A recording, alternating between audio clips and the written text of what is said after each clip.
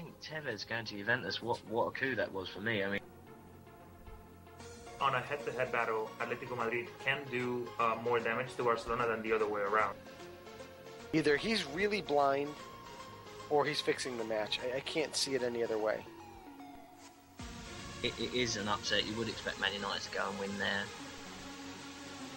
Over $1 billion was paid in transfer fees between the clubs in Europe. And Bayern Munich are going to be favourites for me against anybody at home in the world. The 03-04 season, actually, Olympiacos have won 8 of the last 10 domestic league campaigns, so there is only really one team in Greece, which we kind of already knew. Because things have been pretty much decided, just as a quick glance before we go through the table, PSG is going to lock up this thing with 1 more point. Monaco's solidly in second place. Lille is going to be in that Champions League qualifier position, 7 points ahead of Saint Etienne. If you're a serious talent, you're going back and you're playing for Santos. You're going back to play for, like in Argentina, for River Plate or Boca Juniors, or you're going to Europe. He looked like the Ryan Giggs of old. He was more creative than any player on the pitch. He made Mata look stupid. He made Rooney look silly. I am your host, Joe Usello. My trusted co-host, Ben the Machine. Ben, how are you tonight? Good evening, everyone, and welcome to episode 39 of Low Limit Football on Low Limit Poker Radio. I am your host, Joe Usello, and joining me tonight, my co-host, Rob Rojas. Rob, how are you? I'm doing great. Good, good. I see Stefan Jovetic off his 2-goal performance today in the ManCity Liverpool match is joining us in the chat. So welcome to Stefan. Nice game you had there today. And if I recall correctly, on Twitter right after the match, he posted, glad you see you effing Scousers go home. So that's good old Stefan Jovetic for you. He's so quick, he wasn't even off the field yet, and he was already tweeting about the match. So so we've had a great week of football, don't you think? Yes, I agree. Yeah, we got Bundesliga kicked off this weekend. We got La Liga kicked off this weekend. What we're going to do first, though, is let's kick it off with some quick news. Some of it kind of broke over the weekend. Some of it broke today. I'll do the stuff that broke today quickly, just to mention it quickly, because our thoughts are going to be with this person. Is Fernando Clavillo, who is a former U.S. men's national team player. He has a soccer academy. He's certainly, well entrenched into the culture of U.S. soccer from back when U.S. soccer was starting to come back up through the ranks. Was diagnosed with multiple myeloma, so he's certainly got a tough battle ahead of him, and was always a strong player. So if he's as strong in life as he is on the pitch, I'm sure he's going to do everything he can to beat this thing. So just want to send our thoughts and prayers to the Clavillo family and to Fernando himself, hoping that he puts up the good fight and things work out well for him and everybody involved. So that one just broke, I think, maybe a couple hours ago at best. So I'm glad to. I'm glad we were able to see that before we jumped on the air, because that's the kind of thing I want to bring up first and foremost. So the other thing I want to bring up, Rob, is the first story I want to lead off, and that is some horrible news that comes out of Algeria this weekend, and that is Cameroonian striker Albert Abossi died after being hit in the head by, they're calling it in the story, an object. It was later identified as a rock. During his Algerian league game on Saturday for his club, JS Kabylie. He was 24 years old, struck in the head. He's actually, Rob, the leading goal scorer for the Cameroonian league, but the fans apparently were upset at the 2-1 loss, home defeat to USM Alger, and started throwing objects at the team, and unfortunately one of them hitting him in the head. He was immediately taken to the hospital, which I believe they said was 500 yards across the street, and where he later died. So, and I see that our call's on hold with Rob, so we're gonna have to, and we've lost Rob. So I will bring him back up momentarily. But it's an unfortunate thing to see somebody pass away like that. Let me just get Rob back on the call. And there we go. No problem, Rob. So. I was just saying that I wanted your quick thoughts on Bossi's death that what we're talking about here, the Cameroonian striker who passed away this weekend after being hit in the head by an object from the stands.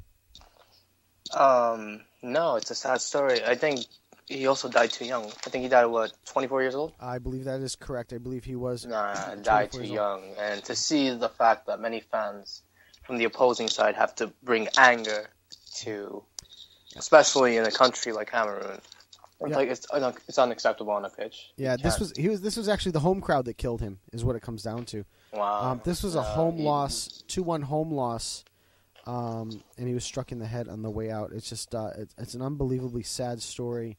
Obviously, we shouldn't have to sit there and say, hey, don't throw things on the field. But we've seen these acts of stupidity in these crowds time and time again. Rob, we've seen the bags of urine thrown in Mexico at the American players.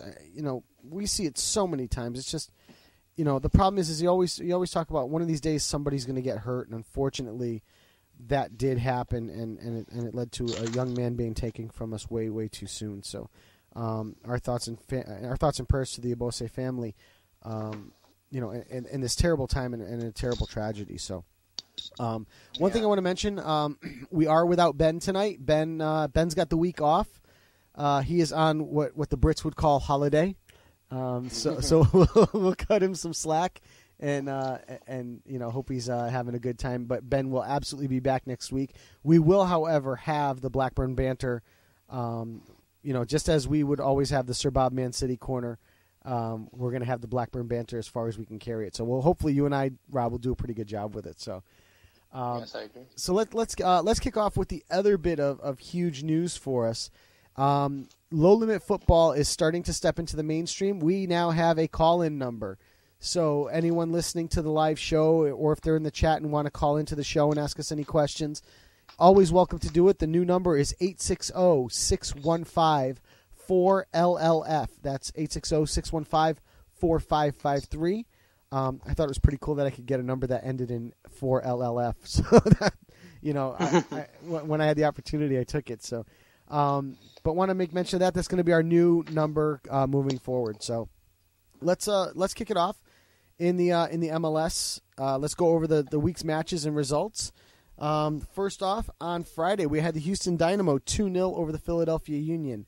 On Saturday, these are the weeks before. Those are the wrong results. Let's go to Wednesday, August 20th now.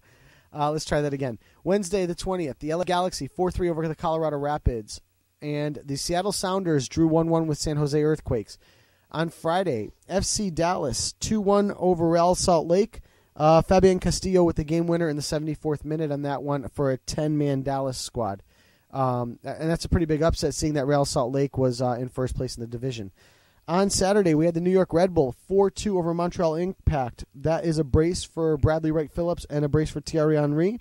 And Bradley Wright Phillips, with his 2 goals, set the record for goals in a season for the New York Red Bulls. So congratulations to Bradley Wright Phillips. We had Toronto 2-2 draw with Chicago Fire.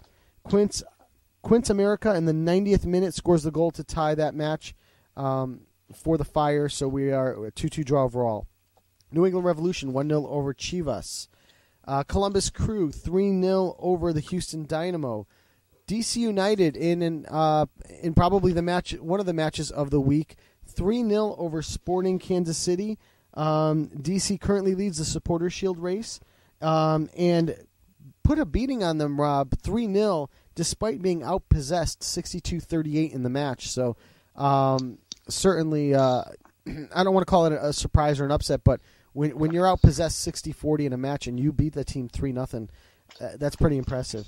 Listen, Barcelona. Yeah, I know. Had more possessions when they played Celtic. They seem to do that all the time, Barca's a pro at it. So, and also we had the LA Galaxy 2-0 over a 10-man Vancouver Whitecap. Donovan with an early goal in that one. And on Sunday we had the Philadelphia Union 4-2 last night over the San Jose Earthquakes, and in probably the match of the week, the Seattle Sounders going on the road in the Cascadia Cup, beating the Portland Timbers 4-2. We did have goals. We had 2 goals from Obafemi Martins in that one. We also had a goal from Clint Dempsey. And really, Rob, one of the things I want to highlight about this match is the first couple of goals were really the results of dramatic runs. I should add the other goal scored by Chad Barrett for the Sounders, and we had 2 late goals by Fernando Adi. A brace by Adi. Second goal coming in the 90th minute. So one thing I want to point out is in the first goal in the first half, Martin's goal is really the product of a great run by Brad Davis. Rob, I know you saw a little bit of this match as we were kind of going back and forth on Facebook chatting about it.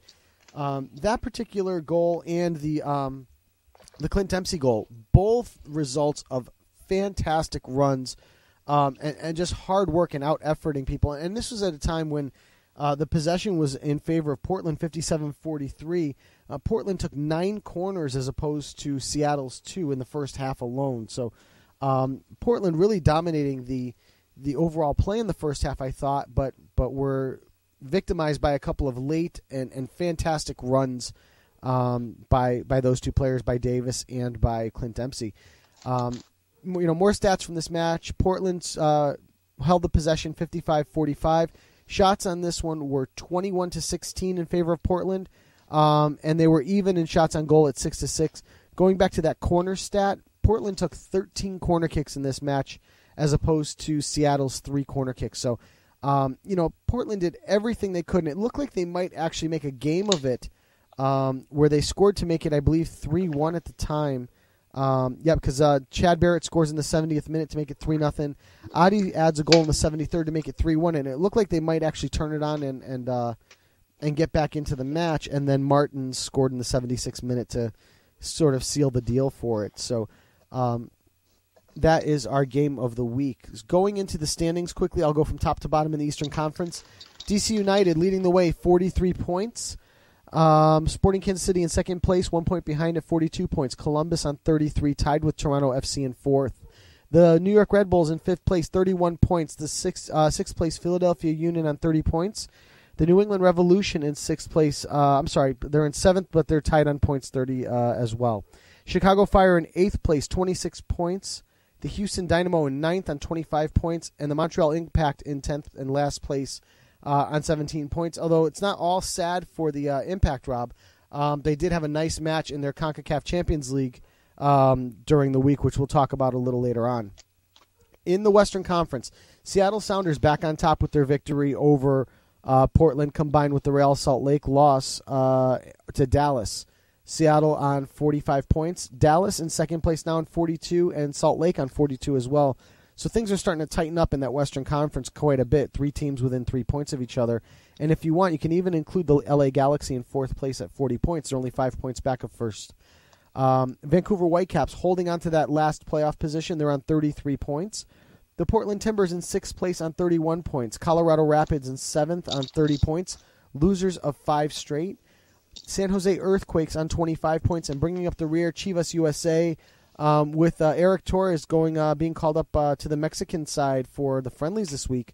They are in last place on 24 points, losers of 5 of their last 6 matches. So that is our wrap-up from Major League Soccer this week. Why don't you take us over, Rob? This is your home now, the La Liga. Just to give everyone a quick little rundown, Rob's going to cover La Liga and the Premier League. I'm going to cover Ligue 1 and the Bundesliga, and Serie A gets started next week, Rob. So take us over to La Liga. That I will. Saturday there was 4 matches. Malaga beat Atletico Bilbao 1-0. Sevilla drew with Valencia 1-1 in a quite interesting match, considering that the player, Ever Banega, played for Valencia last season and then transferred to Sevilla. So basically, his debut with Sevilla is against the old club. And Valencia with a red card in that match as well.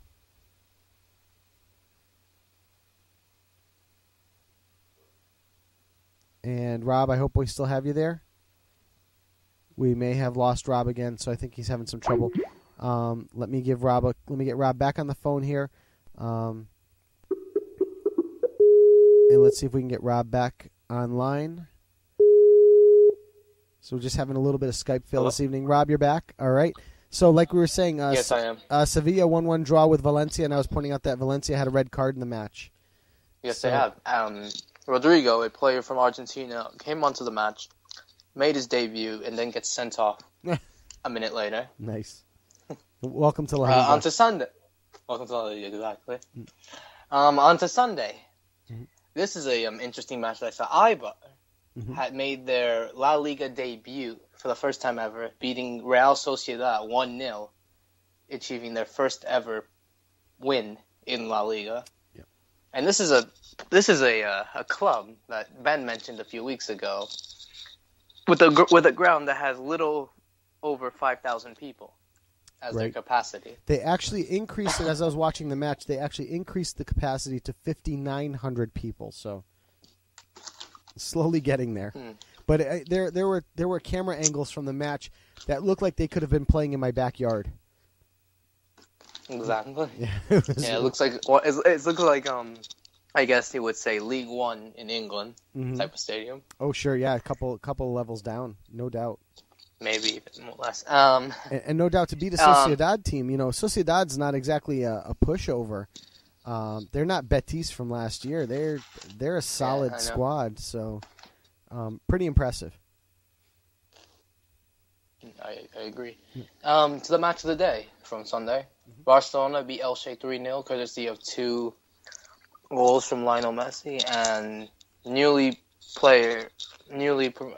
youth player Munir. What's interesting about also that match, in the first minute, a black cat decided to invade the pitch. A lucky black cat, apparently. The Barcelona. A lucky black cat, apparently. Yep. Celta Vigo defeated Getafe 3-1, and Villarreal defeated Levante 2-0. Going to today, Real Madrid defeated Cordoba 2-0, courtesy of 2 goals from Benzema and Ronaldo. And to the final match of the day, Rayo Vallecano tied Atletico Madrid today. 0-0. And as the league stands, 0-0, yes. And as the league stands, Barcelona will get top of the league. And also, had the league finished today, Eibar would be sitting in 6th place going to Europa League, while Atletico Madrid, the champions, would be mid-table in 11th. Perfect. That's for a while there in Ligue 1, we were talking about how Monaco would be relegated. So, it's obviously it's all relative when you talk about the early stages of the season to talk about the tables, but it is kind of funny. You get the old, if the season were to end today, then we've got a trio going to the Champions League, which is Barcelona, Celta Vigo, Real Madrid, and actually Villarreal would be 4th place, and Granada, Eibar, and I believe Malaga would make the Europa League right now. So, teams like Atletico Madrid would be out. Sevilla would be out. Sevilla's the last year's Europa winner, so it would be, just kind of funny to way these things go. Yeah. So, let's bring it over to Ligue 1. Obviously, Ligue 1 has played more than one match at this point. So, we are in week 3 of Ligue 1. So, excuse me. We'll start out with the stumbling PSG. PSG draws 0-0 with Evian. Evian's one of those teams that I personally picked to be relegated at the end of the season, and here they are drawing PSG. Johan Cabaye with a red card in the 63rd minute on that one, and obviously, no Ibrahimovic, so they're still without their main goal scorer. Although you would think someone like Edson Cavani would step up and at least perform for them. Moving into Saturday's matches, we had Marseille 1-0 over Guingamp. Lille 2-0 over Lorient, Bastia 1-0 over Toulouse, Montpellier 2-0 over Metz, Bordeaux, a red-carded Bordeaux 3-1 over Nice, and Caen, newly promoted Caen 2-0 over Rennes, and we had Conte and Bazille scoring for Caen in that one. On Sunday, Lens 1-0 over Lyon, which is an upset. We talked about, Rob, about Lens and the troubles that they had. Whether they would even be able to play in Ligue 1, and here they are upsetting a quality Lyon side 1-0 in Lyon, no doubt. So, Rennes and Saint Etienne to a 0-0 draw, and welcome back Radamel Falcao Monaco with a 1-0 road victory over Nantes in that one. So just to give you the top 3 or 4 teams in each position. Bordeaux currently leading the way, having won their first 3 matches on 9 points. Saint-Etienne and Lille in second and third on 7 points. And Caen and Montpellier round out the top 5 with 6 points. At the bottom of the table, Evian is on 1 point, Reims on 1 point, Metz on 1 point, Metz on 2 points. Monaco, Guingamp, Lens, Toulouse, and Lyon all currently on 3 points, sitting at the bottom of the table. So quick glance at the schedule this week, just to kind of take a quick peek. We've got a good one on Sunday. We've got Paris Saint-Germain, Saint-Etienne. Going to be interesting to see if PSG can put something together against a very, very tough Saint-Etienne side. They're playing that one at the Parc des Princes in Paris, so obviously home advantage there for them. We've also got Monaco-Lille, which is going to be an excellent one on Saturday morning. So that would be probably the 2 matches that I would, that would be the must-see in Ligue 1 coming up this week. Once we get all the matches going, all the leagues going, and we get a couple of matches in, we're going to start picking matches of the week where we're going to preview a match and highlight it for the following week. So that's going to do it for Ligue 1. I also want to welcome Troy into the chat. Hot Shots here, so glad to see you can make it. And I'm going to throw it back over to you, Rob, to talk about the Premier League from this weekend. Yes, I will. Quite an interesting weekend, so to say. In the first match, Aston Villa drew with Newcastle 0-0. Chelsea defeated Leicester 2-0, courtesy of goals from Diego Costa and Eden Hazard. Mm-hmm. West Ham defeated Crystal Palace 3-1. Southampton drew West Bromwich Albion 0-0.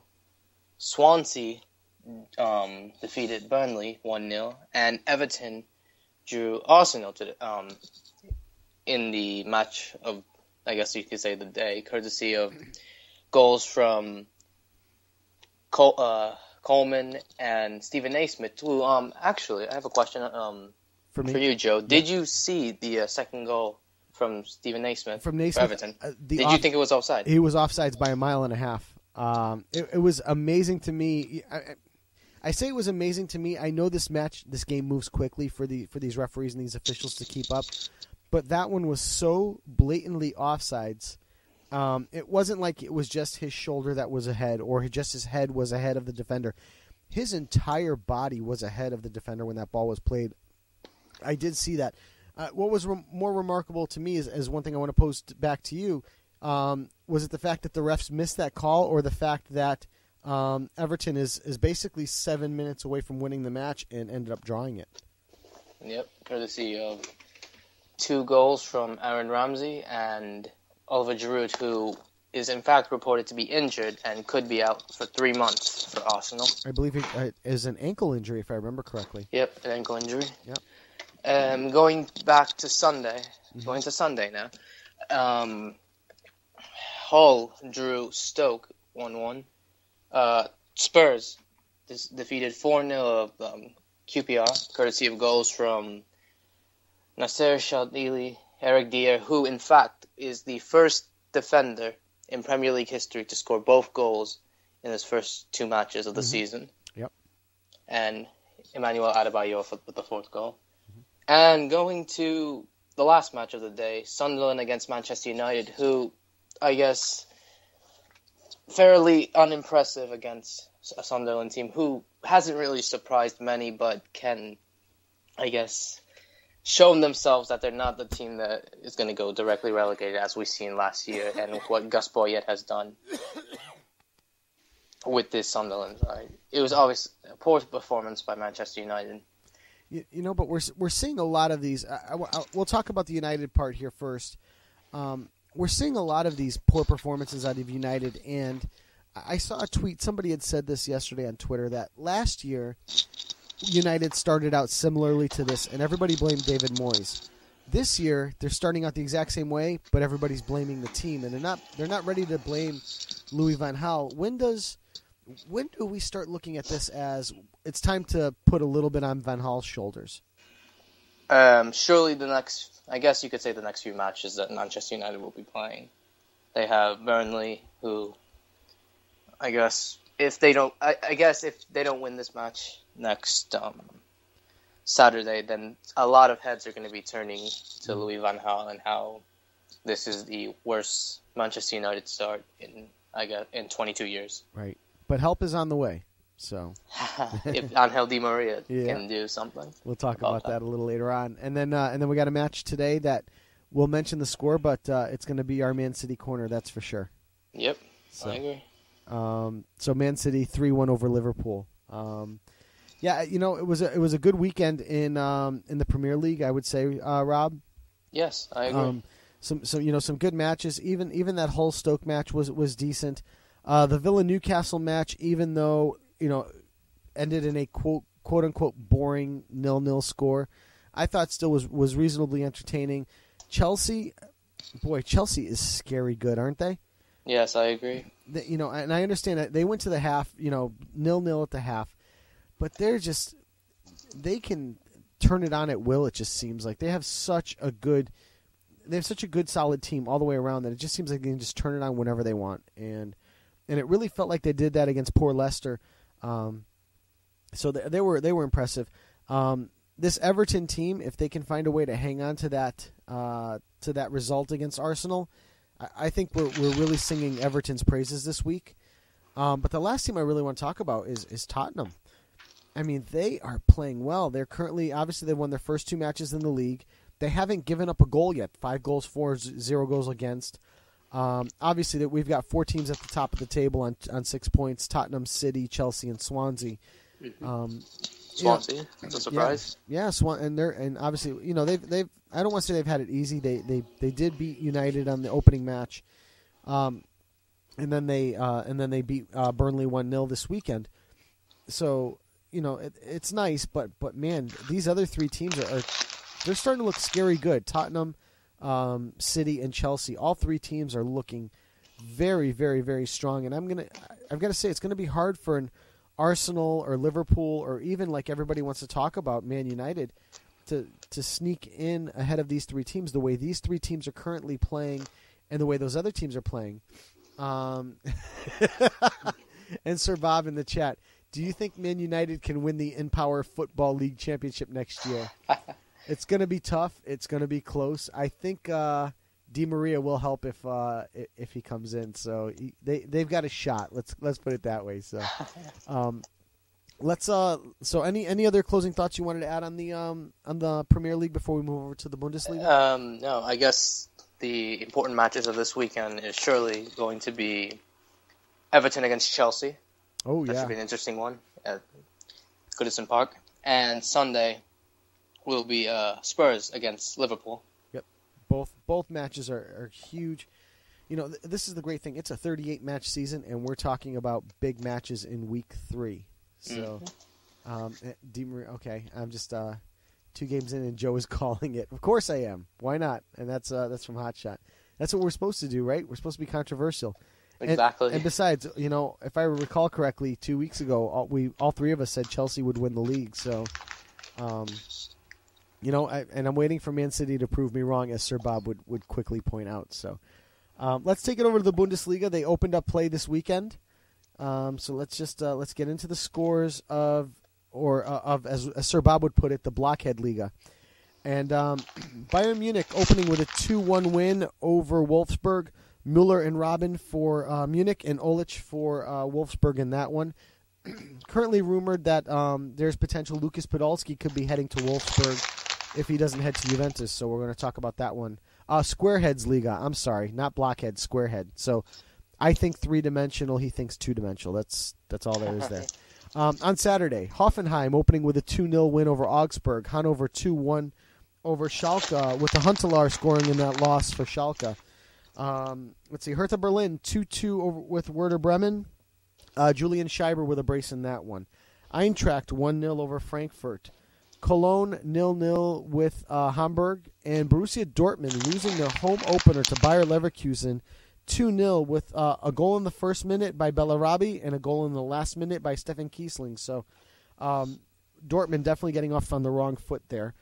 on Sunday we had Paderborn 2-2 draw with Mainz, and I believe I'd have to go back and look at the stats on that one, but I think that was a late Mainz goal to draw even. Paderborn obviously newly promoted, and that's right.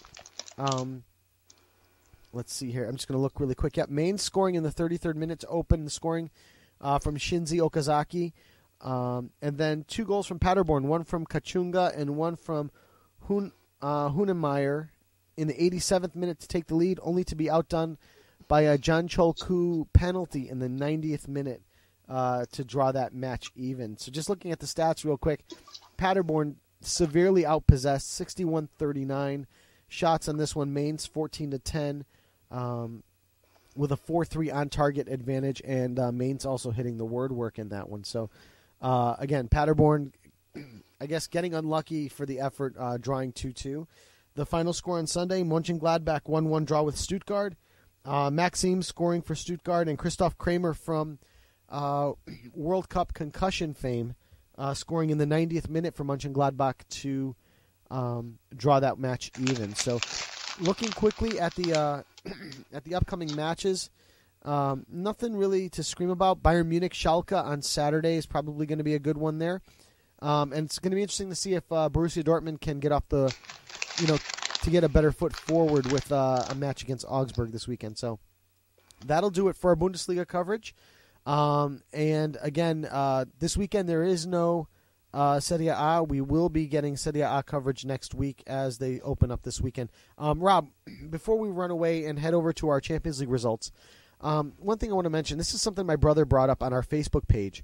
beIN Sport here in the United States has the contract for the Serie A.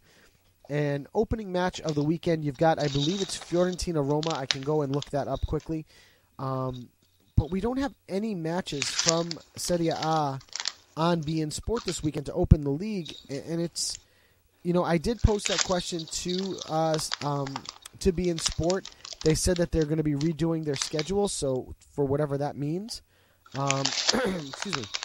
Yeah, on Saturday we have Roma-Fiorentina, which would be certainly a headlining match to watch. We've also got Torino-Inter. Genoa-Napoli is going to be a good one this weekend. It's going to be interesting to see what AC Milan does without Balotelli against Lazio, who's going to be a good side. So we've got some good matches to open the Serie A, but at the moment, none of them are scheduled on beIN. What do you think?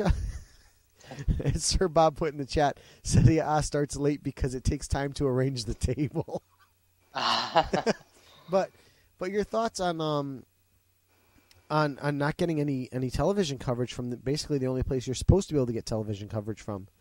No. I mean, I've seen beIN Sport commercials all over TV, and they're always self-promoting La Liga, considering due to the fact of the huge players like Lionel Messi and Cristiano Ronaldo. So that could be the case as well. Also, given the fact that I guess Italian teams haven't done well in the Champions League, I guess you could say the last Italian team to win the Champions League was 2007 with Milan, and it's been 7 years. So around that time, they still, I guess, looking for a way to self-promote themselves if an Italian team does do well in, say, a huge competition just as the Champions League. Well, I also think, the beIN Sport doesn't dedicate as many resources to the Serie A as they do to the other leagues for a couple of reasons. One, it is arguable, and I'm not going to start this debate tonight, but it is arguable that La Liga is the best league in the world, the best, competition in the world. It's arguable. I know about everything the Premier League brings to the table. They are certainly, neck and neck in terms of their overall competition, and certainly the two leagues to watch week in and week out. So I get it, but you've got to remember you have Messi, you have Ronaldo, you have Diego Simeone on the sidelines, who tends to draw a lot of attention. You've got a lot of great stories. You've got the Europa League winner, you've got the Champions League winner, so you've got some big stories on the La Liga side, and of course anybody that has multiple contracts is probably going to lead with La Liga first and foremost, and beIN Sport definitely does that. I think the reason they they say they cover Ligue 1, but and I think they dedicate more than the Serie A. One, they do have a TV show that's on my television right now for Ligue 1. It's just basically the Ligue 1 highlight show. So they do dedicate extra resources to that entire league. But I think the main reason they do that is because of PSG. If you think about it, Rob, PSG is basically like the Barcelona or the Real Madrid of the Ligue 1. They spend all the money, they get all the top talent, they bring in all the big names. You've got Cavani, you've got Lavezzi, you've got Ibrahimovic, you've got David Luiz coming in. Also it's a league that brought in Radamel Falcao on a big transfer. Monaco was spending big money at the time, so they're a league that spends a lot of money, and you can see why they would highlight them. To me, the Italian league, you see more people leaving than you see coming in. Now, don't get me wrong. There are plenty of good sides on that Italian league side. You've got Juventus, record in points last year. You've got Roma, who's certainly up and coming. You've got Fiorentina. You've got Napoli. Obviously AC Milan is always a drama story, as is Man United. So you've got plenty of drama with a storied club there. It's just surprising to me that you don't see them bring in the coverage that you would expect them to do. And I think my brother brings up a point. I mean, how can you not cover the league? From top to bottom, Serie A is definitely way better than the French league. No doubt. Go ahead. No, I said no doubt about it. Yeah, so I don't understand where that's coming from. Going to be interesting to see if they start adding games this weekend, where maybe they'll drop a crappy Ligue 1 or a crappy La Liga game, in favor of bringing on a Serie A match because they're opening the season. So I guess we'll have to see if they change that schedule within the next 48 hours. But they said they were in the process of changing the schedule, and I'm assuming to bring in more Serie A matches. So now, Rob, one thing you and we talked about, covering the results of the continental competitions that were happening this past week. We've had Champions League matches, we've had Europa League matches, and we had CONCACAF Champions League matches. Is there anyone in particular you want to take? Because this is probably the one thing you and I didn't discuss before coming on the air. No, I've seen a little bit of the CONCACAF Champions League. I always remember watching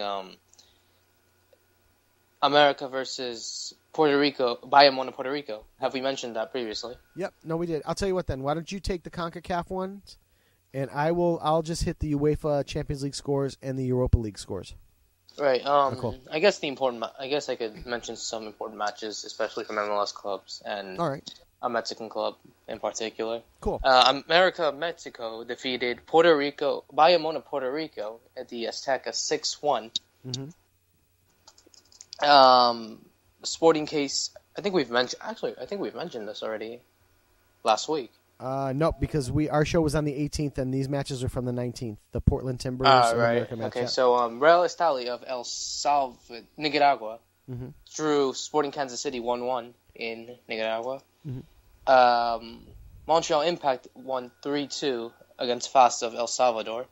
And also tonight, if I'm not mistaken, either tonight or tomorrow night, is the Red Bulls will be playing FAS at Red Bull Arena. Tomorrow night. Yes, tomorrow night at Red Bull Arena, New York Red Bulls against FAS. Mm-hmm. DC United defeated Waterhouse of Jamaica 1-0, courtesy of a goal from Eddie Johnson. Mm-hmm. Portland Timbers defeated Alpha United of Guinea 4-1. That's their first out of MLS competition too, by the way. Yes. Yep. Something special. And that's about it. All right. For MLS clubs. Yeah, so I was just looking at the upcoming matches. You're right. We've got the FAS Red Bulls match coming up this week, tomorrow night.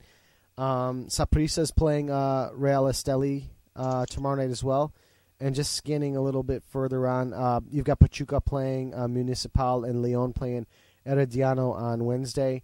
Thursday, just scanning through quickly, and then we don't really see any good matches, or at least any MLS sides playing until Tuesday, September 16th, where we've got DC United playing Waterhouse, and the Timbers at Providence Park playing Olympia. So, also one of the unfortunate things of CONCACAF Champions League, on Wednesday the 17th, we've got Montreal Impact playing the Red Bull. So It's just unfortunate you're seeing two sides from the same league play each other, but unfortunately that is... Should be something interesting. Yeah, and that is the draw. So I'll take us over to the Champions League quick and run over some of the scores from last week.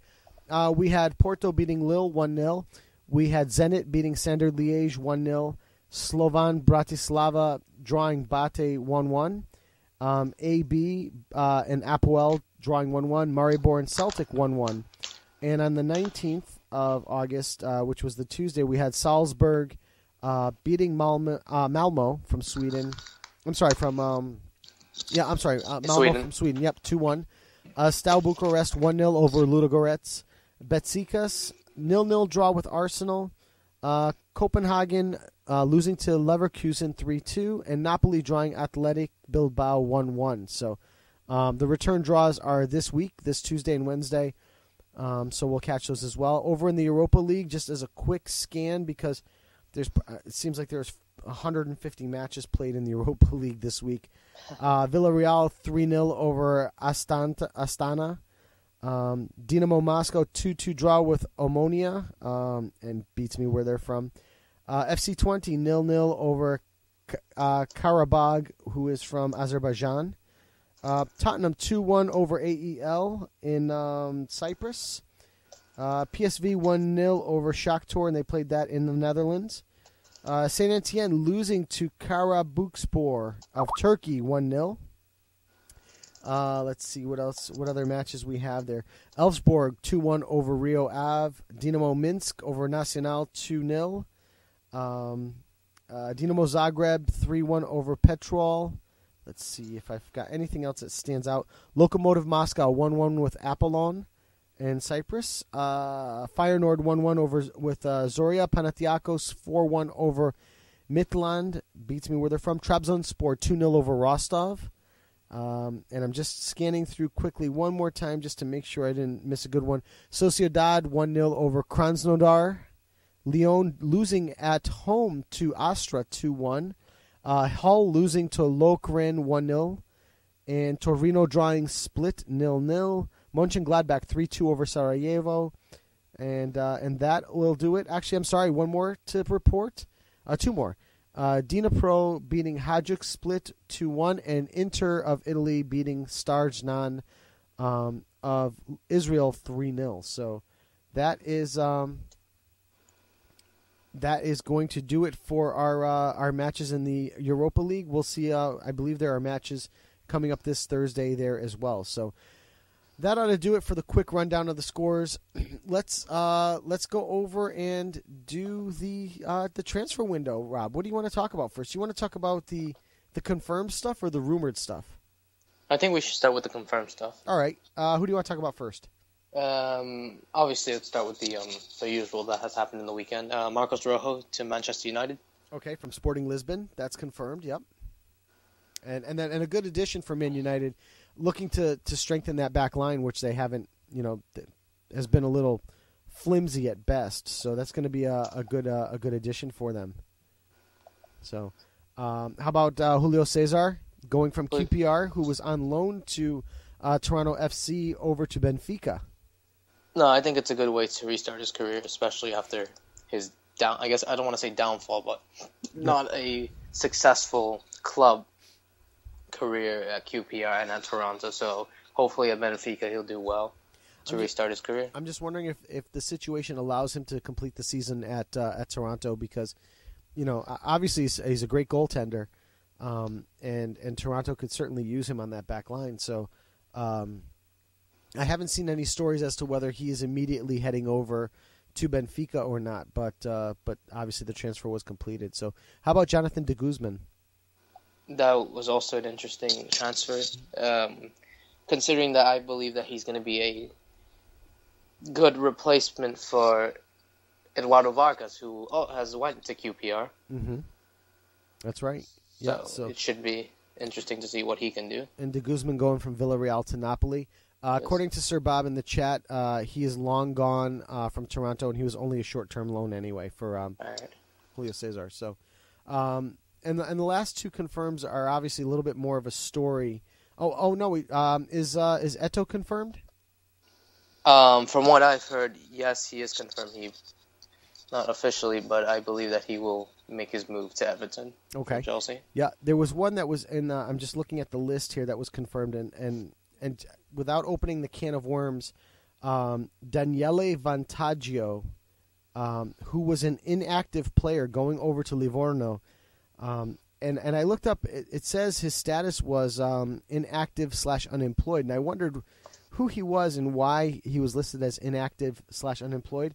That's because he actually served a 3-year ban for match fixing in Italy. So I'm sure SirBob would love to hear that. But obviously his 3-year ban is over, and he's signed with Livorno. So I did see that one that I didn't put in our notes.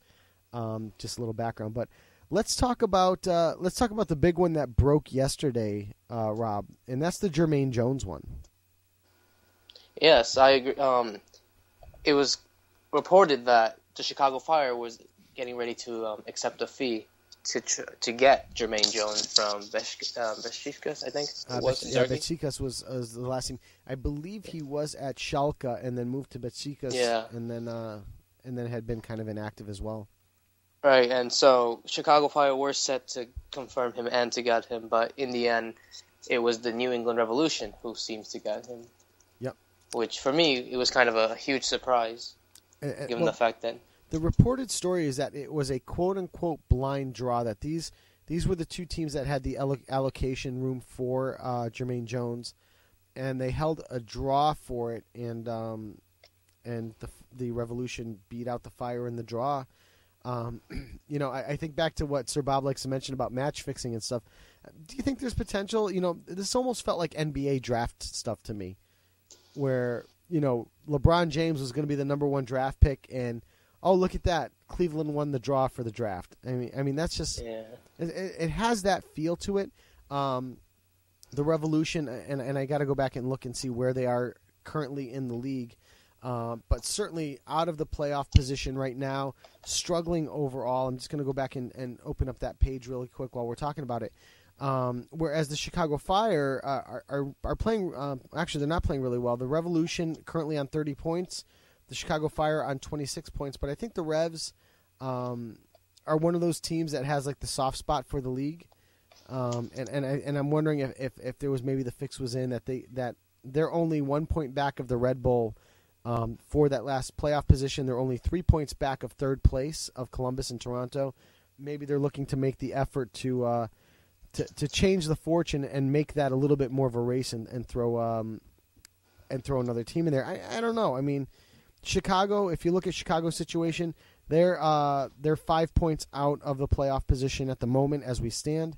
I'm not saying that the fix was in, but all of a sudden New England comes out of nowhere to end up picking Jermaine Jones up, and he's going to help the team. I mean, quality player. We saw when he's put into the right situation, he can really flourish. And when he got put next to Kyle Beckerman in sort of that sweeper position, he really shined in the World Cup. So I think this is a good move for him. It's going to be interesting to see how it affects the overall MLS standings. What are your thoughts, Rob? No, I think it's an interesting move for New England Revolution, and hope how far they will get with this new player, and Jermaine Jones, with the talent, and see how far they can do with the rest of the season. Sure. So the last story that is the transfer of Giancarlo Gonzalez from the Columbus Crew to Palermo. Did you read this one? I have not. Okay. Basically, Giancarlo Gonzalez is a young defender with the Columbus Crew, and it is apparently he is going to be moving from the Columbus Crew, and I agree with that, what you put in the chat. He is moving from the Columbus Crew to Palermo on what is only termed in the story as a record transfer fee for MLS.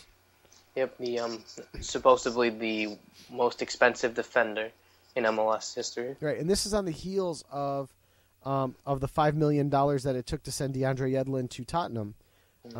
So I can't imagine, this number. And I don't remember seeing Giancarlo Gonzalez, playing, for MLS for the All-Stars or anything like that. So I really don't have a book of how good of a player he is. But clearly he's he's good enough to move to an Italian side that just promoted to Serie A, and he's good enough to garner the highest wage or the highest transfer fee in MLS history. Mm-hmm. So I agree. apparently, Hotshot is saying that MLS is going to get rich off this one. I don't know. Unfortunately, they don't list a number, and I really wish there was a number on this one where we, it's $11 million, it's $14 million, it's $18 million, something that we could kind of point at and say, oh yeah, that's a huge number. But I read this thing twice, and there's no number. The only thing it says is how Greg Berhalter is, who's the director of player personnel for the Columbus Crew, says that it's a great move for the Columbus Crew, and he's the head coach and sporting director. I'm sorry. Says it's a great move for them. It's a great move for Palermo. It's one of the richest sums in MLS history, and we're seeing another player move out of MLS. This always leads me to the fact that I wish a lot of the better Americans would stay over in Europe. So let's talk about the last transfer that was not on our list as a confirmed transfer, as this was drawn up yesterday, but was completed today. Mario Balotelli to Liverpool. Yeah, it's obviously a huge transfer, not only for Liverpool but for the entire Premier League. Reported of £16 million, and should be interesting to see what he can do for a Liverpool side that aren't lacking in strikers, but can form a partnership to say with Sturridge or Sterling and all those types of players. It's just the money that they've gotten from Luis Suarez's transfer to Barcelona. So should be quite interesting to see what he can do this season on and off the pitch. I think that it's a good move. For Liverpool, I also think it's a good move for Milan, where he wasn't performing up to what you'd expect Balotelli to perform as. Now, whether that be because of the coaching, whether that be because of the system, who knows? But he wasn't the top class player, the top class striker that they had expected him to be. The change of scenery, I think, does him well. He did have one good year at ManCity. I believe his second year was a little subpar, and everyone worries about dealing with the shenanigans and all the stuff, all the baggage that comes along with Balotelli. Brendan Rodgers has proven already that he can deal with a massive striker with baggage. I don't think it's going to be an issue. It's going to be interesting to see how he meshes with Sturridge, and I don't see why he wouldn't. I think he's going to be a great addition. He's not in the mold of what Suarez was. Okay, Suarez to me brought a lot more speed to the table than Balotelli does. But Balotelli brings that ability to just take that one player or that defender on, hold him off, trap the ball, turn and shoot with a guy hanging on his back. He's just that strong. And there are very few strikers in the world who are as strong as he is and can still manage to turn and score. And you got to remember, Balotelli's only, 24 years old, I think? We'll check I don't know if you want to check it out. Yeah. And 24. Yeah, yes. 24. And Troy brings up a good point too. He came at a great price. $16 million for a player of his quality is a steal. Right now, who's the team looking? Oh, Hull. Hull's looking right now because we're going to talk about Jordan Rhodes in a few minutes. Don't you think Hull would have offered $16 million for Mario Balotelli? I don't think they realized they could get him that cheap. Yeah. And they have $12 million to spend for unloading Shane Long, so why not? Yeah, he's a steal. He came in at a good price, and he becomes a cheap experiment. I mean, if he totally just melts on the field, where he just loses his mind and loses his brain, is uncontrollable, fine, you get rid of him. You cut him and you unload him, and that's it. But that's worth $16 million. To me, that's worth that try, because if you get Mario Balotelli in his pure form, you're going to get somebody who's worth 40, 50, 60 million euro. You're not going to get a guy that's worth 16. So a great deal. And Troy just asked about any word on Radamel Falcao. I see you put that you you put that he should stay at Monaco. Have you heard anything on Falcao trade rumors or transfer rumors? All I've heard was a report that I just brought up from from Goal.com saying that he hopes to stay at Monaco. So he's dismissing rumors of linking him with a move away from it. I mean, we have. Oh, I'm sorry. And no, just insisting that he wants to stay in France. Okay, so we've got until really the end of the week, and then our show next Monday. We're actually gonna be able to talk about the close of the transfer window finally in the silly season, and then it will all be just rumor at that point. So we can deal with that. Then we go to the other transfer window. That's right. Then we'll go to the winter transfer window. So let's talk about the rumors then. Let's hit. You know what? Let's bring up DiMaria first because that's not really rumor anymore. No. Yeah. Definitely not. So let's talk about that one. DiMaria is definitely moving on to Manchester United. That is confirmed. The fee is approximately $100 million.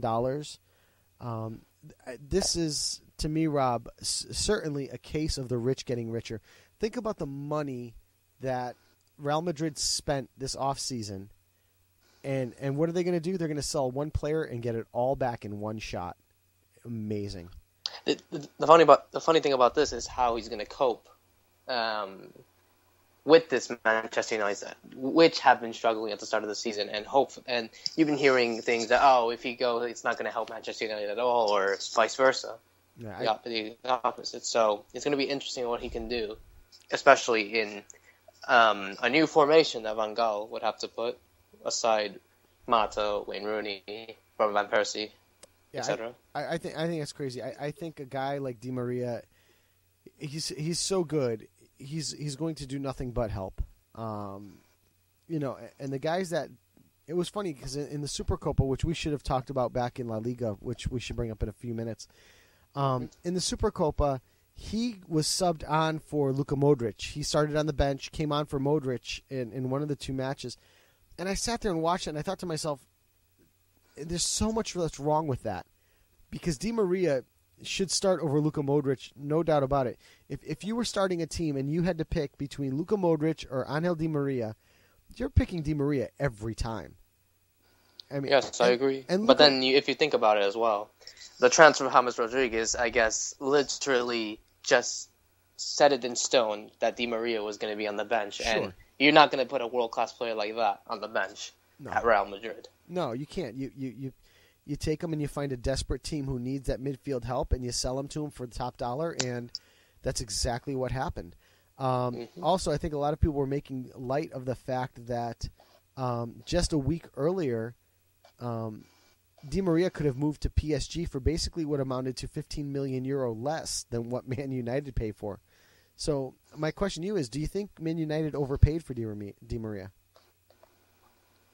For a team as Manchester United with the money, in a way, to break the British transfer record, I think it's all going to depend on how well he does this season. Okay. I guess towards the end of the season, we'll think if he's either a success and hopefully United go back to Europe, or a flop. Right. I think, he's probably one of the best players to come into the league in a long, long time. And hopefully, that expectation rightfully is thrown onto his head, but unfortunately, he's going to a squad that could be helpless, could need a lot more than Di Maria, and they've only got about another 5 days or so to really affect that. So we'll have to see how it turns out over the next 2 or 3 weeks. With the addition of Di Maria, also with the addition of Balotelli, to see what happens with Liverpool. It's going to be interesting to see how those two teams manage to handle that. So, let's see, what else do we have? Danny Welbeck leaving Manchester United. This is one that I heard yesterday, I believe. I haven't seen anything else come up with it, but there was rumor that he had requested a transfer out. There was rumor. Here's the story here. Requested that Danny Welbeck to Hull City is the rumor here that I'm reading. There's 10 miles between Old Trafford and the KC Stadium. I'm sorry, 100 miles. But you can make it there in 2 hours and 59 minutes. and it's curiously a well-beaten path. The Tigers have already counted for United alumni among their numbers, manager Steve Bruce included. I'm just reading through this quickly. Danny Welbeck was possibly looking to go to Hull as a replacement for Shane Long, and they were hoping that the £14 million pound price tag would be enough to entice Van Gaal into sending him over. But apparently, let me ask you this: is 16 million? 14 million pounds. Is that enough for Danny Welbeck? Well, I guess if you're looking at a club like Hull City, in a way, no. I believe he's worth more, and then again, you're looking at Danny Welbeck, who is still trying to check his age, 23? Yeah, 23. Yeah, exactly. So I'm thinking they still got... I guess with this happening, then someone of Danny Welbeck's talent, I guess any club would be grateful to have him, especially Hull City or even Everton for that matter, who are also linked with him. Yep. No, I agree. But I think like you just said, the 14 million pound price tag is too small. It's going to take more money than that. I mean, you're seeing Balotelli move for bigger money than that. It's not. Danny Welbeck has got to be 5 times the player Shane Long is. So I think it's going to take a little more money than that to make that happen. Let's see what else do we've got. Sami Khedira staying at Real Madrid.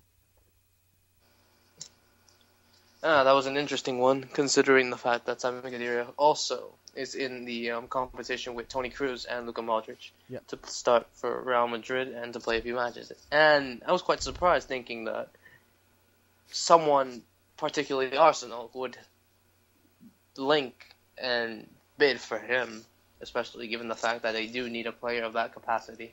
Because if you think about it, Flamini is not going to do well at Arsenal as compared to Khedira doing it at Arsenal, and I hope. And I guess the German influence, if you think about it, had he left.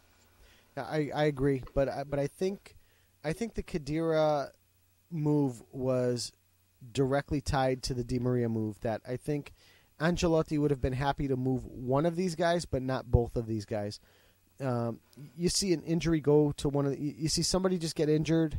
You see somebody go out with a knock. You've got Champions League. You've got Copa del Rey. You've got all these competitions, and you need that depth. And the thing is that they could afford quality depth. I also think that Ancelotti probably saw the fact that he's going to get more money for Di Maria than he was going to get with Khedira. So you could fill the bank account back again with getting rid of one player, and you keep a guy. You can afford to keep Sami Khedira on the bench, play him in certain situations, give Luka Modric a break, give James Rodriguez a break, and still put a top quality side out there. So I think the two moves were directly tied to each other. And once Di Maria's move to Man United really picked up steam to the point where we had money on the table, any Khedira move was going to be turned off at that point. So I think that's my personal my personal assessment as to what happened with those moves there. So just scanning the let's talk about Lucas Podolski. Arsenal midfielder, possibly going to Juventus or Wolfsburg. What are your thoughts on Lucas Podolski? I've been hearing prior to the show about him going to Juventus, but for him to go to Wolfsburg, I don't see someone of that talent to go to such a club like Wolfsburg. Okay, obviously it's probably a mid-table team in Bundesliga, but if you think about it, I think a better club would better suit him, especially at a club where he can get playing time and can do well. Mm-hmm. And even if he does go to Juventus, I don't see him playing much games, especially having Tevez, Llorente, Morata coming back from injury. And in a way, it's a loss. Yeah, he's kind of in a rock and a hard place. Many people have mentioned that Arsene Wenger really doesn't care a ton for Lucas Podolski. So, Podolski could just be looking to make a move just to get a fresh start somewhere else. And a place like Juventus, he doesn't lose Champions League by moving over there, top quality side, but a team that's going to be looking for an identity when they open this season because, bringing on Massimiliano Allegri, they're obviously going to have to figure out what's going to happen at the, overall, what kind of system do they play? This is not Antonio Conte, so what's going to happen there? So it could be an opportunity if he moves there. I agree with the Wolfsburg move; it doesn't make nearly as much sense. But that does seem to make a little bit of sense for them to make that kind of move for Juventus. So, and like I said, for Podolski, it's a win no matter where he goes because he just needs a fresh start. One other rumor that I'm just scanning over and looking at this list: Xavi Alonso to Manchester United. I mean, are we trying to build the Real Madrid midfield all over again in Manchester? Also, yeah, I think going back to what happened to Sami Khedira's situation, it's also basically the same situation that he's having. But you think about it, they already have, I guess, the center defensive midfielder that they need in Ander Herrera. And for Xabi Alonso to go, that would have to be new formation, new tactics, and all. It's going to be confusing for a Manchester United side who want to go back to their winning ways like they were under Sir Alex Ferguson. Mm-hmm. And Louis van Gaal has to do the right job so that they could go back to their success. Yeah. Last rumor that's a little bit of an old rumor that I'm going to bring up. So this one's probably dead, but I wonder if it could actually pick up steam again somewhere down the road here in the next few days. Real Madrid, Peter Cech to Real Madrid. No, I've been hearing about that as well. No, I just don't see it happening. Someone of that, I repeated various times, someone of that caliber going to Real Madrid and having to compete with Iker Casillas and Keylor Navas, who had a great World Cup. Mm-hmm. It's just impossible to see him going there. Yeah, I agree. I think, although I do think he does move from Chelsea. I don't know where or when, but I don't think it'll be Real Madrid. So, last scan of the transfer wire before we head over to our Blackburn banter. Shaqiri, Xherdan Shaqiri possibly moving to Juventus instead of Podolski. My understanding is that Juventus pursuing either of these two guys is a direct replacement for the fact that Arturo Vidal may leave, and if Vidal does leave, they're looking to add one of these two guys in as his replacement. So your thoughts on that whole tricky triangle? Oh, I guess going back also to Bayern, who also have like a quality midfielders with Mario Götze, Thiago, Robin, Ribéry, Muller, Schweinsteiger, etc. And for Shaqiri, he won't get. I guess he's playing a few matches that he did in the Bundesliga, but I think only time will tell to see if he actually does want to leave Bayern and head to. I don't want to say a less successful club like Juventus, but a club of the same caliber. Hopefully, over there, he would fit well with Pogba and Vidal if they do and both intend to stay. Sure. Especially you're looking at guys that possibly pick up a learning experience from Andrea Pirlo, if you think about it. Yeah, especially more so for Shaqiri than for Podolski. Shaqiri had a great World Cup as well. I think he's a guy that could be that could learn a lot from a Juventus side, especially with people like you said, like Pogba. Pirlo in there, Marquisio's another one that's on that midfield. There's a lot of quality there, and he's as good to play there as he is anywhere else. And I think Juve really wants to make a showing in the Champions League this year and not bow out like they did last year. So it's going to be interesting to see if any of these two players do go to Juventus moving forward in the next few days. I think in the end we're getting to the point now where we're so close to the end of the transfer window that you're probably not going to see a major move. But I think these names now, Shaqiri, Podolski,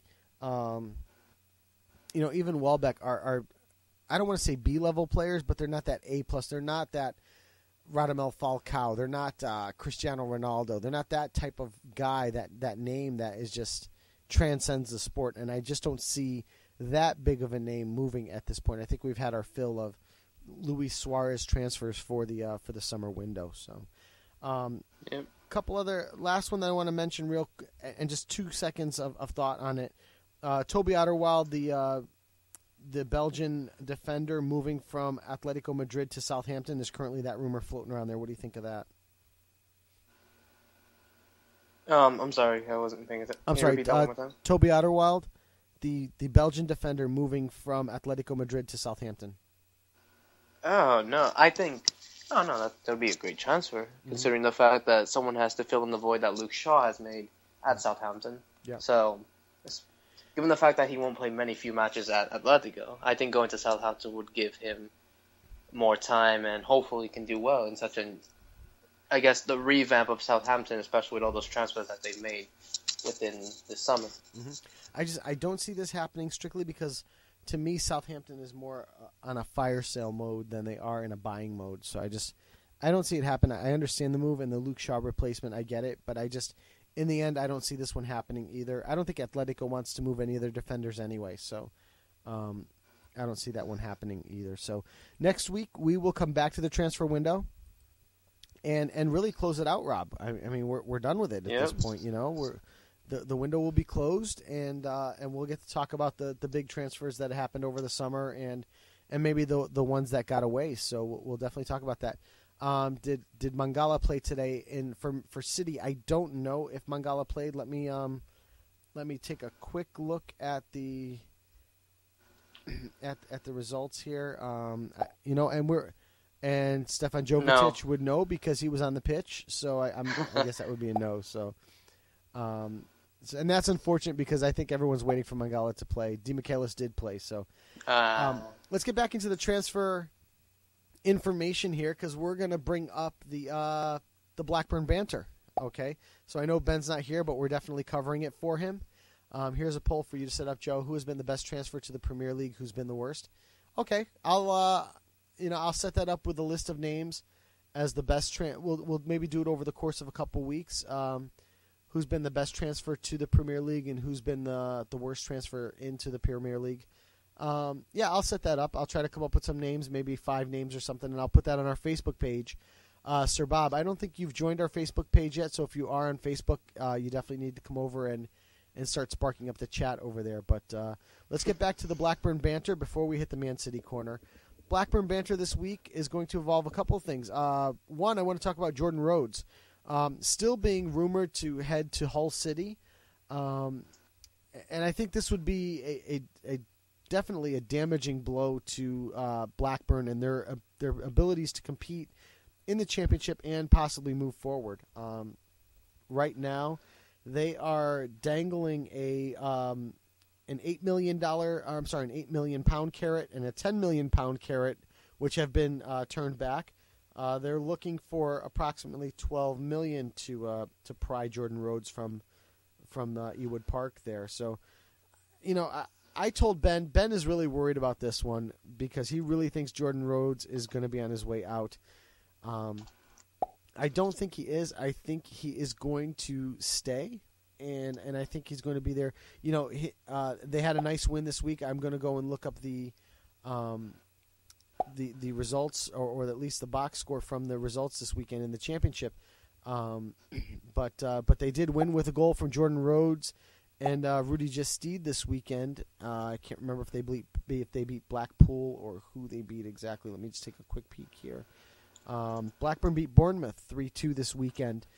And like I said, I do know that Jordan Rhodes scored in that match. Rudy Gestede scored in that match as well. And the third goal was scored by Grant Hanley. Rhodes in the 13th minute, Hanley in the 21st, and Gestede in the 24th. Only to have Bournemouth score on a penalty in the 81st, and a Steve Cook goal in the 90th minute to add a little drama to the match. But Blackburn obviously doing the deed and getting away with it there. So check this out, SirBob. I think he's on his way out. There's a story that they posted in the chat. Oh, that you posted, Rob, in the chat. But that's the Jordan Rhodes story. I don't see him moving. I do know Hull is still making that push. Will they come up to that $12 million price tag? They've got about 5 days to do it. Rob, what are your thoughts on that? or did I lose you again? Rob, have I lost you? Hello? Oh, there you are. No, Okay, good. Your thoughts on if Hull City actually bumps their bid up to $12 million to get Jordan Rhodes. I think as much as Hull has been known for wanting to spend money, but in all honesty, I don't know much about this, so I'm just going to give a general explanation. Okay. If Blackburn do spend, and with that money that they do get from Hull, then that could help them get promoted to the Championship. So, and this is one of their best players, I assume. He is. I believe he was the leading goal scorer in the Championship last season. I can go ahead and look that up quickly, but he was certainly one of the top goal scorers in the Championship last year. And he's the prized possession for them. Jordan Rhodes, second in scoring in the Championship, scored 25 goals, only to be beaten by McCormick from Leeds. He also scored 36% of the team's goals for Blackburn, and I've lost Rob again. So let me get Rob back on the phone. But Jordan Rhodes scoring 25 goals last year for Blackburn, and I don't, it's going to be tough to replace him. Hopefully we can get Rob hooked up here pretty quick. And I think Rob's having some technical trouble. So I want to make sure that you guys, Rob's going to give me a second here. We're going to get Rob back on the phone. And it'll just be a moment here. So going back into the statistical information here, like I said, he's their top goal scorer, second in the league overall with 3 goals, just beaten by 3 goals. So I'm not sure. Rob, I hope we have you back here now. And I don't think we have Rob. So Rob's having a little bit of technical trouble there. So we will effort to get Rob back on here. But so Jordan Rhodes moving. I don't think Jordan Rhodes is going to be leaving Hull City at all. So let me just do one thing real quick.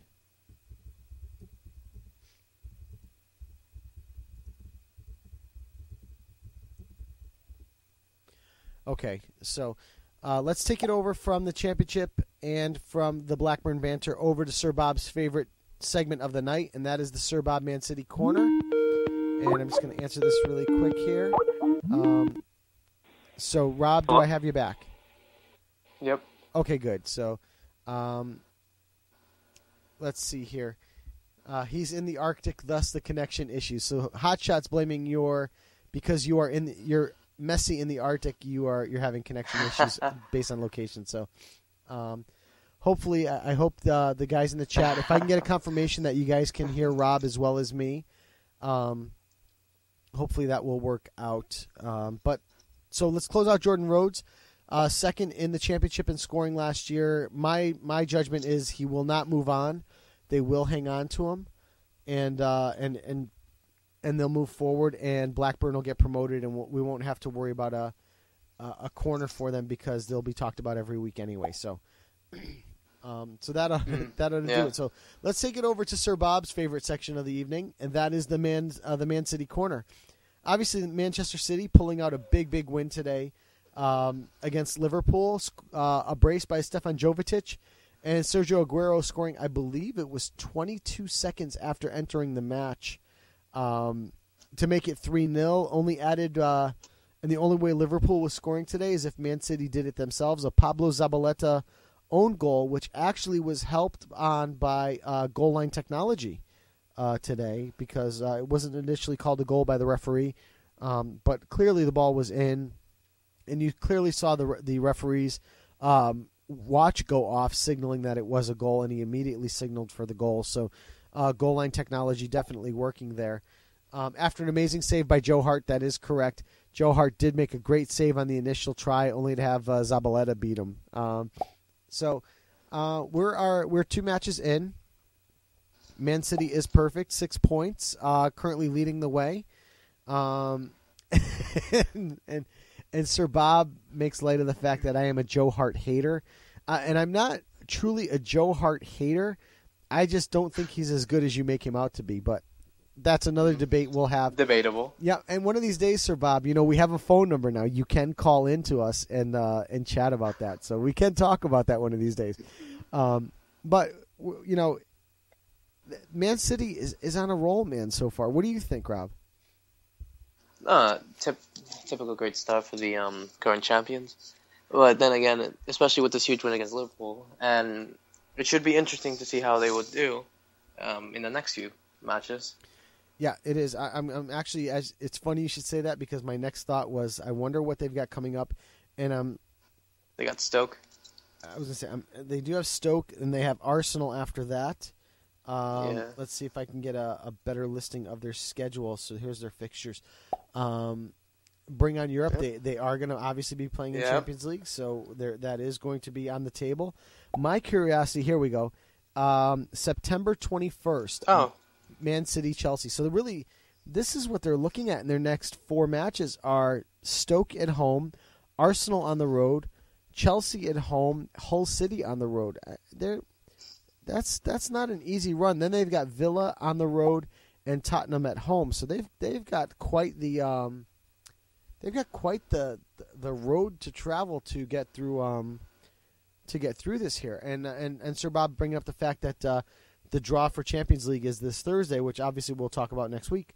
Yep. They've certainly got a heck of a run here to open up this league at this point. I mean, what are your thoughts? Do you think they can run the table there with those 6 matches? Stoke, Arsenal, Chelsea, Hull, Villa, and Tottenham. Given the fact that, however, I could see them doing that. I think, given those 2 matches, Arsenal away at the Emirates and Chelsea at home, I think those will be the 2 vital matches to see how well they've started their season. Yeah. And the Manchester Derby coming up 2 weeks after that run, because after Tottenham, they've got West Ham on the road and United at home at the Etihad on November 2nd. So it doesn't get easier. It doesn't get easier for them at all. And they're talking. I was just looking up in the chat. They're talking about the Vancouver LA Galaxy match up there that we talked about earlier. So I think also. Yeah. I think also we should mention that there are, if you see there is a gap between August 30th and September 3rd. Do you know why? There is that week is an international friendlies. There's international friendlies. That's right. Yep. So exactly. Yep, they're coming up. So they will get a week off. The European countries playing Euro 2016 qualifiers, if I'm not mistaken. I believe that's correct. We have Euro qualifiers, and then we have friendlies for the rest of the world, because I don't think there are any Copa America matches that have to be played. So no, Copa America doesn't do qualifiers. Yep, and like SirBob said, and this is something actually that I thought myself as well. Stupid friendlies after a World Cup. I mean, why? Why would you need a friendly now? And I'm imagining, especially at the start of the European season. Yeah, exactly. Let them play 4, 5, 6 weeks. And then let them do that. I think, honestly, they probably threw that in there just for the Euro qualifying at this point. That's probably what they did. So, they've only got about a year and a half to kind of get that qualifying over and done with. So they've really got to get on it. So I think in the next 6 matches, it wouldn't shock me. City beat Stoke, draw Arsenal, draw Chelsea, beat Hull, beat Villa, beat Spurs, beat West Ham, and then beat United. So 1, 2, 3, 4. They'll win Stoke, go on 2 draws, and then run off 5 straight wins. That United match, if they haven't blended DiMaria in very well, could be disastrous. It could be, 4-0. I mean, it could get really ugly, especially if City is playing the way they're playing right now. So, they're in a good position. Obviously, anytime you open the league with 2 straight wins, you get to play Stoke next, which they should have no problem with at the Etihad. And really get their legs under them leading into that Arsenal matchup on the road at the Emirates. Certainly should fare well. If they beat Arsenal, that wouldn't surprise me either. That would not surprise me in the least bit. But yeah, they're looking good, and we'll bring it up next week. And Sir Bob says they're going 38-0 this year. I'd like to see it. I would think that would be a record of some sorts, don't you think, Rob? Yes, I agree. So that's all we've got on the docket for tonight. Any closing thoughts you want to add, Rob? No, I just. Oh, you know bring what? On the, There is one more thing we wanted to talk about. That's the Diego Simeone suspension. Oh, right. Yeah. We should mention that. So in the actually, I'll let you go ahead and talk about the events leading up to it. In the second leg of the Atletico Madrid against Real Madrid in the Super Cup de España, Simeone decided to tap the head of a referee due to I guess you don't want to say, a decision he didn't agree with, and for that, I guess in La Liga, and given the fact that that everyone in Europe is probably the UEFA and La Liga are probably against Simeone, considering he also got sent off in the Champions League final. Right. Simeone decides to get a ban for 8 games. Yeah. For Atletico Madrid. Yeah. And what are your thoughts on the actions and the ban? Oh, you've seen how Simeone is and his flair and stuff like that, but given the fact you shouldn't. If it was intentional, then what's the point of tapping the referee's head? It's stupid in a way, but it's also stupid given the fact that he gets banned for 8 matches. Right. And this is the thing, and Troy brings it up in the chat. This is perfect. If you saw the tap, the quote-unquote tap, it's the same kind of tap that he would have done as a player to another player after a foul, saying, hey, that's okay, a little tap on the back of the head. It was one of those. It wasn't a slap in the face. It wasn't anything like that. And I don't think there was any malice towards what he did, okay? But Troy brings up the cardinal rule: never touch a ref. You never, ever, ever How much if touch a ref. It doesn't even matter.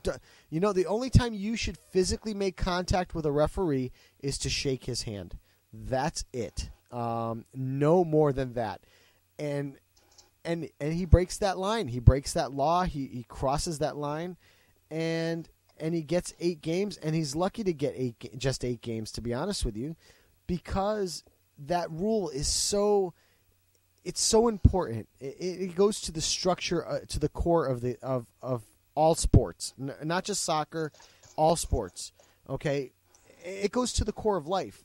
What's the one thing? You don't attack a police officer. Okay, you don't do that to the law. Okay.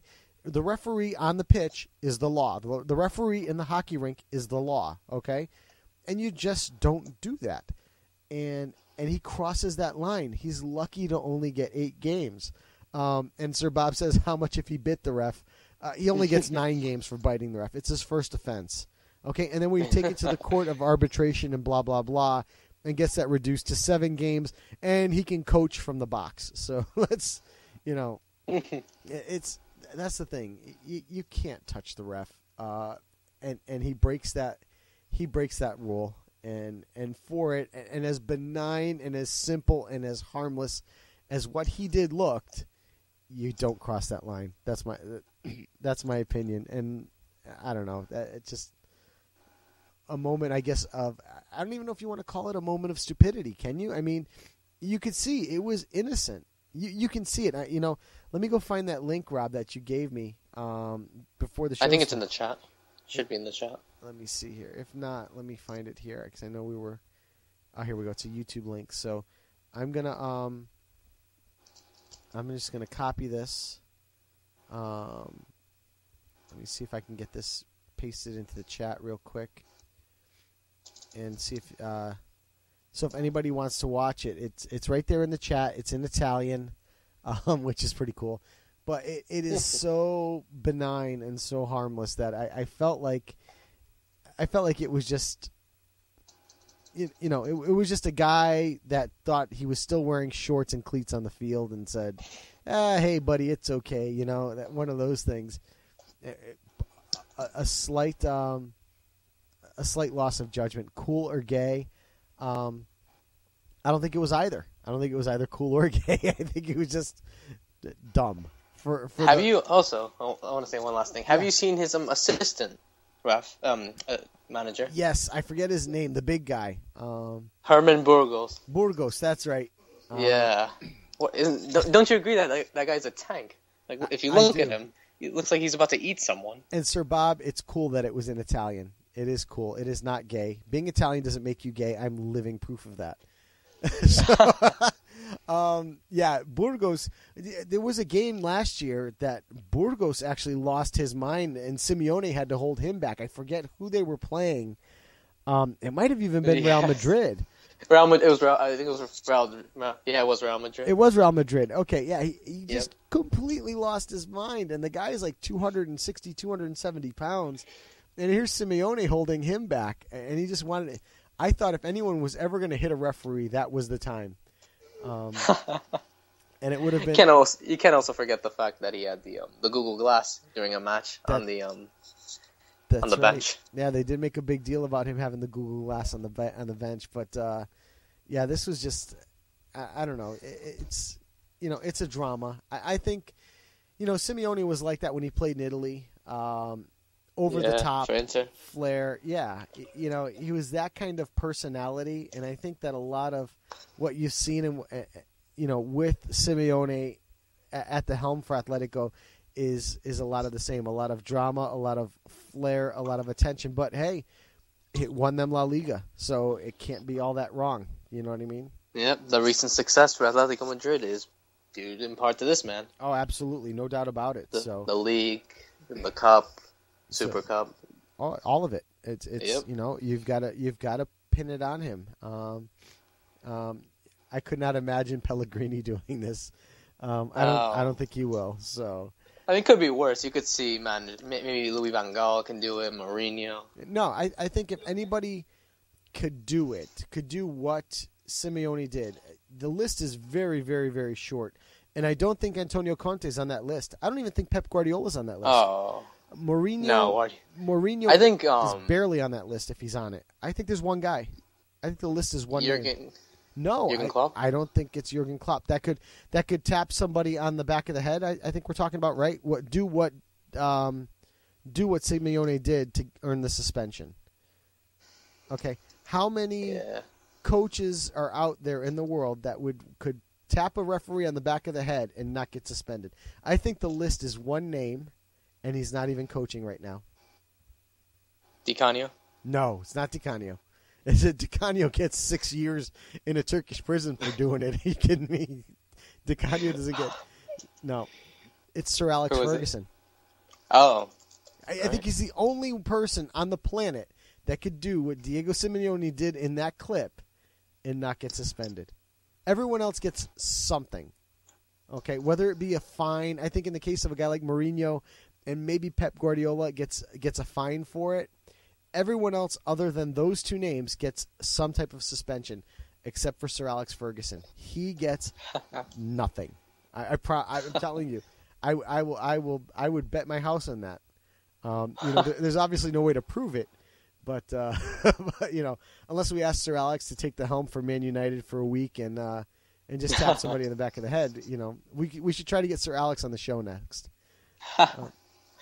Hey, if we can get Ray Hudson, Taylor Twellman, and all those guys, might as well get Sir Alex. Yeah, I wouldn't let it out of the bag, but there are, Rob, you've really been working diligently on it. I mean, I have as well, and Ben has, but you've made some serious headway. We are possibly looking at getting a couple of guests coming on in the next few weeks. Trey Atkinson, who is a writer for various news outlets. Has agreed to come on the show possibly for our 1-year anniversary show.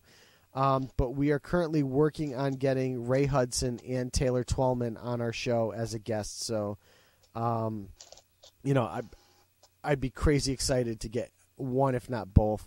I would love to get the famous SirBob on the show. SirBob, unfortunately, I think he hides in a cave, and unless we're playing on Poker Stars, he's not going to talk. He's not going to talk with us. He's just going to talk to us. So, but maybe one of these days, SirBob will be brave enough to call in. Like I said, we do have the new phone number, so love to have him come on and chat with us. So I'm going to hit the closing music, all right? and we'll get the goodbye theme song going here, which is Spanish Flea, which is now on Wikipedia. We have our name attached to it, so that's pretty cool. So coming up next week, we're going to talk MLS coverage again. We're going to go through all the scores from all 5 leagues at this point. We'll have the Blackburn Banter. We'll have ManCity Corner. It is episode 40, so that we're going to hit the big 4-0 on the eve of our 1-year anniversary. So we are efforting a couple of guests. Hopefully we'll have a guest for our big 40th, and we'll certainly have a guest. We will be on Labor Day here, guys. So we will we'll have a Labor Day show, and the following week we will have one as well. So thank you again in the chat to SirBob, Stefan Jovetic, Troy, Hotshot, and Rob. Thank you again for joining me. So for episode 39 of Low Limit Football, I am Joe Usello.